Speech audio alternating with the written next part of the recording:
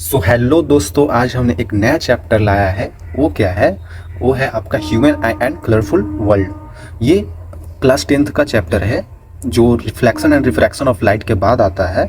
तो हमने क्या किया है कि इससे पहले वाले लेक्चर्स में हमने human reflection and refraction of light को कंप्लीट किया है। वो आप जाकर देख सकते हैं, और उसमें हमने सवाल भी किया है ताकि आपको सारा कॉन्सेप्ट क्लियर हो जाए। ठीक है, तो अभी हम देखने वाले हैं human eye and colourful world, उसके आगे का चैप्टर है। तो अगर आप सीबीएसई बोर्ड से हैं, आईसीएसई बोर्ड से हैं, तो आप डेफिनेटली देख सकते हैं। ये थोड़ा सा थ्योरेटिकल चैप्टर है और काफ़ी अच्छे से समझ में आता है। और भी कोई बोर्ड्स के बच्चे हो तो डेफिनेटली देख सकते हैं, आपका सारा कॉन्सेप्ट क्लियर हो जाएगा। ठीक है, तो चलिए स्टार्ट करते हैं बच्चों। कहाँ से हम स्टार्ट करें? यहाँ से चलिए। First of all you can see here कि human eye and colourful world मतलब मनुष्य की आँख, और ये कलरफुल मतलब कि ये पूरी दुनिया हमें कलरफुल दिखती है। वो हमारी आँखों से दिखती है, ह्यूमन आई से दिखती है। तो हमारी आँखों में क्या क्या चीज़ें होती है, कहाँ पे क्या प्रेजेंट है, उसका नाम क्या है, ये सारी चीज़ें हम जानेंगे। तो चलिए, यहाँ पे मैं एनसीईआरटी का एक पिक्चर भी लाया हूँ। ये एनसीईआरटी का है। तो इसमें हमें बताया गया है कि ऐसा हमारा मनुष्य की आँख की संरचना होती है, ऐसा स्ट्रक्चर होता है। हमारे आँख ऐसा ही होता है रियली में। हम बाहर से देखते हैं तो हमें कुछ ऐसा दिखता है, सामने से ऐसे देखते हैं तो देखिए हमारा भी आँख वैसा ही दिखेगा आपको। बट रियली में इसको हम पूरा आँख को निकाल लेना तो ये ऐसा होता है, गोल होता है। ठीक है, तो चलिए देखते हैं क्या बात है इसमें। फर्स्ट ऑफ ऑल यहाँ पे हमें बताया जाता है कि कॉर्निया। कॉर्निया क्या होता है? आँख में, आँख में हमारी आई में कॉर्निया ये पार्ट होती है। देखिए ये कॉर्निया है, ये बाहर का लेयर जो है ना, ऐसे ऐसे इस पे पड़ा हुआ है आँख के ऊपर, तो ये होता है cornea. The transparent front part of the eye, ये जो देख रहे हैं transparent front part of the eye, white colour का दिखता है, of the eye that covers the iris pupil and it helps to focus the light on to the retina. वही बात बताया जा रहा है कि आइरिस पुपिल ये सबको सेफ रखता है, मतलब इससे ऊपर हमारा कॉर्निया आता है। जो कॉर्निया उन सबको सेफ रखता है, ये वाइट वाला पार्ट है ना। आप समझ सकते हैं वो चीज़ें। ठीक है, तो उसे हम कॉर्निया बोलते हैं। आई थिंक बच्चों क्लियर होगा कॉर्निया किसे बोलते हैं। नेक्स्ट है आइरिस। आइरिस क्या होता है? ये देखिए आँख में आइरिस क्या होता है, ये ब्लैक वाली पार्ट देखिए, the coloured part of the eye that controls the size of pupil. ठीक है, it regulates the amount of light entering in the eye, मतलब हमारी आँख में जो लाइट आती है उस अमाउंट को ये कम या ज़्यादा करता है। अंधेरे में हमारा आँख ऐसे खुल जाता है ऐसे करके, और जब हम रोशनी में आते हैं तो ऐसे हो जाता है, ऐसे आँख है ना।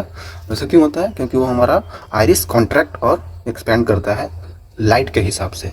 ठीक है, तो लाइट के हिसाब से एक्सपेंड और कॉन्ट्रैक्ट होता है।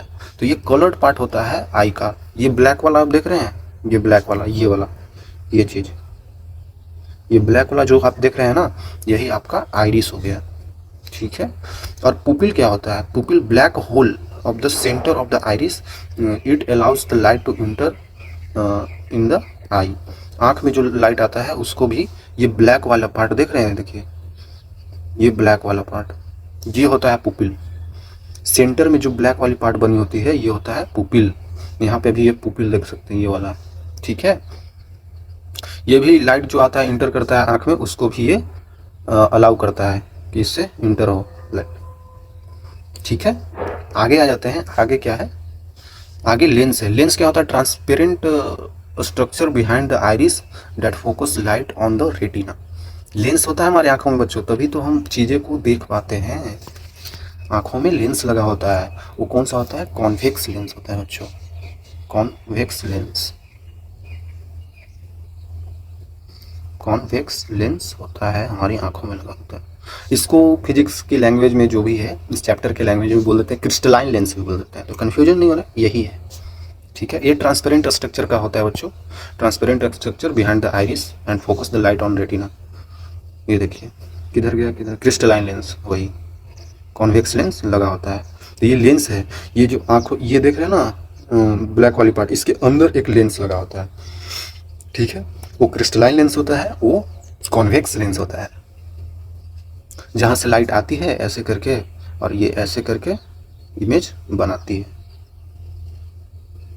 ऐसे करके रेटिना पे। ये सब रेटिना है, तो रेटिना पे यहाँ पे इमेज बनता है। ठीक है, यहाँ तक तो क्लियर हो गया होगा।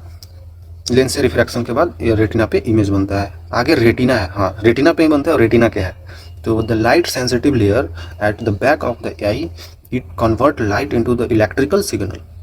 जो लाइट आया उससे जो इमेज बना रेटिना पे, उसको ये इलेक्ट्रिकल सिग्नल बनाता है, that's are sent to brain via optic nerve. Retina पे तो पिक्चर बना ही, उसको इलेक्ट्रिकल सिग्नल में कन्वर्ट करके ऑप्टिक नर्व के थ्रू, मतलब नशे के थ्रू यहाँ दिमाग को भेज दिया। समझ रहे हैं? ये देखिए, ये हो गया रेटिना। देखिए आपको यहाँ पे लाल कलर का पतले से यहाँ पे ये देख रहे हैं, ये हो गया आपका रेटिना। तो रेटिना पे जो भी पिक्चर बना ना, जो भी पिक्चर बना यहाँ पे, तो ये पिक्चर यहाँ पे इलेक्ट्रिकल सिग्नल में कन्वर्ट किया, जो भी ब्रेन हमारा समझता है। उसके बाद ये ऑप्टिक नर्व है, देखिए ये नर्व जाता है ब्रेन में, ये जाता है ब्रेन में। तो ये ऑप्टिक नर्व के थ्रू ब्रेन को मैसेज करता है कि कुछ पिक्चर बना है, कुछ इमेज बना है, उसको आप देखिए। नेक्स्ट क्या है बच्चों, ऑप्टिक नर्व। देखिए, nerve that carries electrical signal from retina to brain. हाँ, ये बस काम करता है जो भी हमारा इमेज बना है उसको ब्रेन तक पहुंचाने के लिए। यही ऑप्टिक नर्व है जो हमारा काम करता है ब्रेन तक सिग्नल पहुंचाने के लिए। ठीक है। Ciliary muscles. सिलियरी मसल्स क्या होता है बच्चों? Muscles that control the shape of the lens. Crystalline lens का शेप को कंट्रोल करता है। देखिए, हाँ ये जो लेंस होगा ना यहाँ पे ऐसे लगे हुए, इस लेंस कहाँ पे ऐसे ये जुड़ा हुआ किससे रहता है? यही सिलियरी मसल से। देखिए ऐसे ये सिलियरी मसल से बच्चों ऐसे जुड़ा रहता है, देख रहे हैं? सिलियरी मसल से जुड़ा होता है, और वही इसको कभी कभी ऐसे मोटा कर देता है, कभी इसको फैला देता है, पतला कर देता है लेंस को। समझ रहे हैं? कभी कॉन्ट्रैक्ट, कभी एक्सपेंड करता है। वो कैसे होता है चलिए बताता हूँ। इसके आगे विक्टर्स ह्यूमर क्या होता है चलिए लास्ट देख लेते हैं। A clear jelly like substance that फिल्स the shape between the lens and retina. Lens और रेटिना के बीच में जितना भरा पड़ा होता है चीज़ें, कुछ तो होगा, खाली एम्प्टी थोड़ी होगा, उसमें कुछ चीज़ें होती है जो जेली लाइक सब्सटेंस होती है। It helps to maintain the shape of the eye. वो आई का शेप मेंटेन करके रखता है। तो देखिए यहाँ पे, हाँ ये लेंस है, ये लेंस और ये रेटिना के बीच में ये जो आप देख रहे हैं पानी की तरह स्ट्रक्चर ये जो भरा पड़ा है, यही विक्टर्स ह्यूमर होता है। ठीक है, ये विक्टर्स ह्यूमर होता है जो आई का शेप भी मेंटेन किए रखता है। अब बच्चों इसमें एक और चीज़ें हम लोग देख लेते हैं। वो क्या होता है, जैसे ये आप आँख हमारा देख रहे हैं ना, ये जो बाहर निकलता है तो ये पूरा ऐसा गोल टाइप का होता है, ये है ना। हम लोग बाहर से तो देख रहे हैं, ये हमारा आँख दिख रहा है, देख रहे हैं एकदम अच्छे से प्यारी सी आँख दिख रही है, लेकिन बाहर निकालते ही आँख ऐसा कुछ दिखता है, बहुत बड़ा सा, है ना। ये बहुत बड़ा सा ऐसे करके ऐसे दिखता है हमारा आँख। तो इस आँख में देख रहे हैं आप कुछ गोल टाइप का बन रहा है ना, स्फीयर टाइप का बन रहा है। तो इसका यहाँ पे एक रेडियस भी होता है, इसका डायमीटर भी होता है। वो मैं बस जनरली ऐसे ही बता देता हूँ आपको। ये जानते हैं यहाँ से इसका जो डायमीटर होता है ना, इसका डायमीटर होता है, एनसीईआरटी में भी दिया हुआ है 2.3 सेंटीमीटर का। बहुत छोटा सा होता है, 2.3 सेंटीमीटर का होता है ये। अब ऐसा भी नहीं है कि आँख ऐसे है तो यहाँ पे ऐसा बड़ा सा ऐसा है, ऐसा नहीं है। ये है इतना छोटा सा है ना आपका आँख, तो अंदर भी इतना बड़ा सा आँख आपको देखने को मिलेगा, है ना।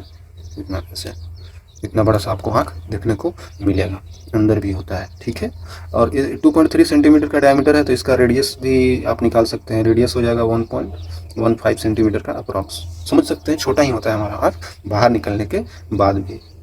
ठीक है, अब आप समझ गए होंगे कि ये हमारा बस बाहरी पार्ट होता है आपका, अंदर तो मामला कुछ और है, बहुत बड़ा सा होता है, इसमें बहुत सारी चीज़ें होती हैं। ओके, तो अगर आप यहाँ पे देखें ना, तो मैं बता रहा था कि लेंस कॉन्ट्रैक्ट भी करता है, एक्सपेंड भी करता है। वो क्यों करता है? लाइट के इंटेंसिटी पे डिपेंड करता है। मतलब कि हम अगर किसी के आँख पे जोर से टॉर्च भी जला दें, आपने कभी किया भी होगा, हम तो ऐसे करते रहते थे। तो आप अगर किसी के आँख पे ऐसे टॉर्च जला देना, तो टॉर्च जलाइएगा तो क्या होगा, अपने आँख ऐसे बंद कर लेगा, ऐसे करके बंद कर लेगा।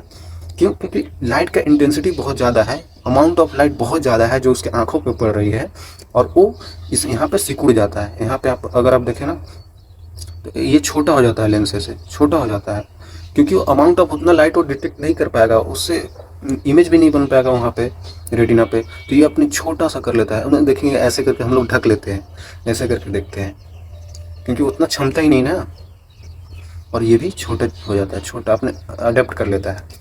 और अगर कहीं हम अंधेरा रूम में चले जाएं, डार्क ही डार्क, प्रैक्टिकल भी कर सकते हैं आप लोग। घर में एक रूम में अंधेरा कर दिए, पूरा अंधेरा, और अंधेरा में जाकर देखिए तो आपको ऐसे करके आँख देखना पड़ेगा, कहाँ क्या है भाई, कहीं चोट भी लग जाता है। तो ऐसा इसलिए होता है क्योंकि अंधेरा में हमारे आंखों पे लाइट आती ही नहीं है। जब लाइट ही नहीं आ रही है तो हमें और इसको एक्सपेंड करना होगा, फोकल लेंथ बढ़ाना होगा कि क्या चीज़ है भाई, किधर कुछ दिख उख नहीं रहा है। ऐसा तो सबके साथ होता होगा, वही होता है। ठीक है, आपको समझ में आ गया होगा कि क्यों ऐसा होता है। तो एक और एनसीईआरटी में कुछ चीज़ें लिखी हुई थी, वो क्या था, the ability of lens to adjust its focal length is called accommodation. वही एकोमोडेशन नाम दे दिया गया है फिजिक्स के लैंग्वेज में, बाकी वही है। हम फोकस लेंथ कभी कम हो जाता है, कभी बड़ा, लेंस का कॉन्ट्रैक्ट और एक्सपेंड होने के कारण। मैंने अभी बताया था आपको, वही चीज़ यहाँ पे बताया जा रहा है। ओके, तो यहाँ तक अगर आपको क्लियर हो गया हो तो एक और चीज़ मैं बताता हूँ। आप कभी पेपर वगैरह पढ़ते होंगे तो देखते होंगे कि ऐसे तो हम लोग देख पाते हैं, इतना दूर तो ऐसे करके हम लोग देख पाते हैं। जब वही पेपर को हम लोग ऐसे ऐसे करके नज़दीक लाते हैं, ऐसे करके, तो हमारा ब्लर होता जाता है इमेज, उसमें कुछ दिखता उगता नहीं है। अभी आप जिससे पढ़ रहे होंगे उसे भी ऐसे करके देखिए, ऐसे, तो देखिएगा कि वर्ड दिख ही नहीं रहा, ब्लर हो रहा है। वो कैसे हो रहा है? क्योंकि हमारा आँख एक मिनिमम डिस्टेंस ऑफ विजन पे काम करता है, जहाँ पे आप एकदम अच्छे से देख सकते हैं। तो मिनिमम डिस्टेंस ऑफ विजन क्या होता है? जहाँ पे कोई आदमी एकदम सही से इमेज देख सकता है बिना किसी स्ट्रेन के, उसकी आंखों पे स्ट्रेन नहीं आना चाहिए, और बिना किसी स्ट्रेन को देखेगा तो रिलैक्स होकर देखेगा। तो बच्चों, मिनिमम डिस्टेंस ऑफ विजन क्या होता है? जहाँ पे कोई आदमी ऑब्जेक्ट को आसानी से देख सकता है बिना किसी स्ट्रेन किए हुए अपनी आंखों पे। तो मिनिमम देख लेते हैं, minimum distance of vision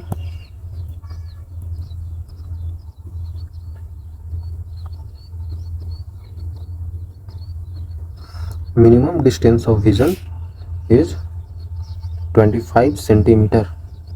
25 centimetre होता है मिनिमम डिस्टेंस ऑफ विजन, जहाँ पे हम ऑब्जेक्ट को क्लियरली डिस्टिंक्टली देख पाते हैं। और मैक्सिमम डिस्टेंस ऑफ विजन क्या हो जाएगा?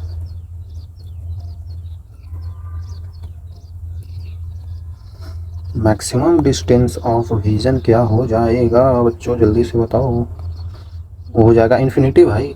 आप जहाँ तक देख सकते हैं ना, आप कहीं तक देख सकते हैं। आप देखते हैं तो सूर्य हमें दिख रहा है ना, बहुत दूर तक, और रिलैक्स होकर देखते हैं। रात में हम तारों को देखते हैं, एकदम रिलैक्स होकर देखते हैं ऊपर, है ना।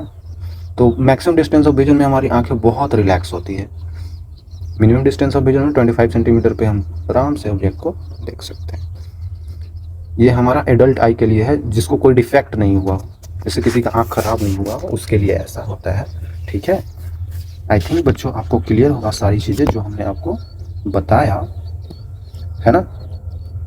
तो आगे की टॉपिक आगे देखेंगे, बाकी अभी ठीक है। Okay bye, see you again.